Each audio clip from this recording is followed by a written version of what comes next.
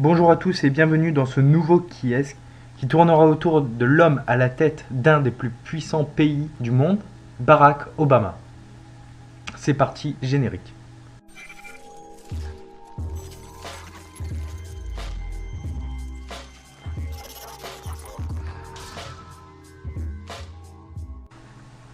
Barack Hussein Obama II est le 44e président des États-Unis. Barack Obama I est son père biologique, qui est un Kenyan, et sa mère est une Américaine blanche. Barack Obama est donc un métis, mais il se revendique comme étant noir. Bien, maintenant que les présentations sont faites, parlons de son enfance. Il est né en août 61 à Honolulu, sur l'île d'Hawaï. À 2 ans, ses parents divorcent, et Obama ne reverra qu'une seule fois son père après ça.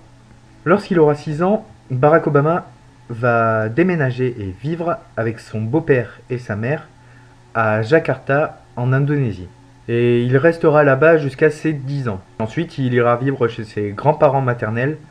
Nous y reviendrons plus tard. Lorsqu'il sera à l'Occidental College, Barack Obama était plus sociable que studieux. Phil Borner, un ancien camarade, nous dit « Ce que l'on préférait, c'était traîner entre amis. C'était un type tranquille, sympa, charismatique. Il vivait relax. » Fin de citation. C'était un élève aux résultats irréguliers et il a développé à cette époque un goût pour la fête.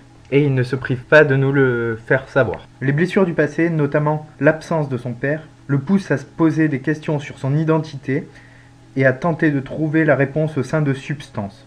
Je cite « L'herbe m'avait aidé, ainsi que l'alcool.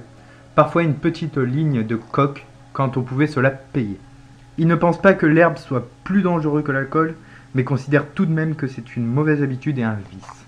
À part ça, pour ses goûts musicaux, il écoutait du rock, des groupes comme les Talking Heads, les B-52s, les Go-Go's, les Ramones ou encore les Clash.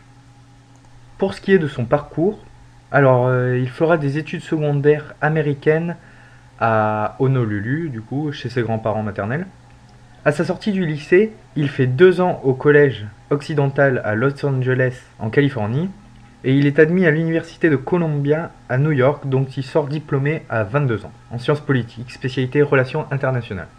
À 24 ans, il devient organisateur communautaire dans le quartier noir défavorisé de Bronzeville, à Chicago, où il aidera les résidents à défendre leurs intérêts, militera pour obtenir l'ouverture de bureaux d'embauche et il va lutter contre la délinquance juvénile. 2 ans plus tard, il entre en fac de droit à Harvard, dont il sort diplômé à 29 ans avec la mention magna cum laude, équivalent de la mention bien en France. Il deviendra le premier afro-américain à être élu rédacteur en chef de la Harvard Law Review, une revue de droit de référence aux États-Unis, ce qui va faire sensation dans les journaux nationaux. Ensuite, il accepte un poste de professeur de droit constitutionnel à l'université de Chicago où il exercera pendant environ 17 ans. Pour ce qui est de sa vie personnelle, il épousera Michelle Robinson, qui est une femme importante et influente au sein du Parti démocrate local, qui va conseiller Obama de se lancer en politique. Ce qu'il va faire du coup, et en 1996, il sera élu sénateur de l'État de l'Illinois. Bien, parlons de sa vie politique maintenant.